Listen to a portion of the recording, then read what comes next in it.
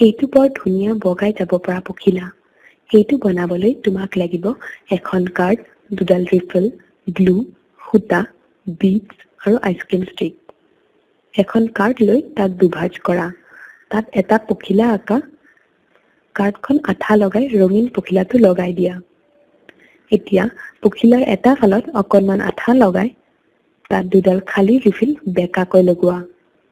পখিলাৰ এটা ফাল ৰিফিলৰ ওপৰ অংশত লগোৱা। তোমাৰ তাত এতিয়া দুখন কাৰ্ডৰ পখিলাৰ মাজত দুডাল ৰিফিল থাকিব। ৰিফিল ওলাই থকা অংশখিনি কাটি লোৱা। তোমাৰ পখিলা তৈয়াৰ হৈ গ'ল। পিছফালে দেখিবা ৰিফিল কেইডাল বেঁকা হৈ লাগি আছে।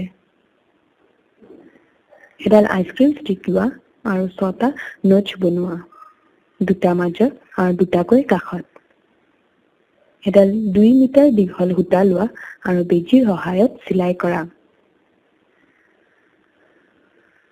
সূতাডাল এডাল ৰিফিলৰ পৰা আনডাল ৰিফিলৰ মাজেৰে পাৰ কৰা।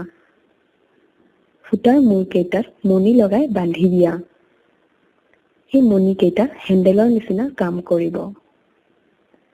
সূতাৰ বাকী মূৰ কেইটা আইচক্ৰীম ষ্টিকৰ লগত বান্ধি দিয়া। ক্লাইম্বিং বাটাৰফ্লাইটো তৈয়াৰ হৈ গ'ল। পখিলাটো লুপৰ মাজভাগত ওলোমাই থোৱা।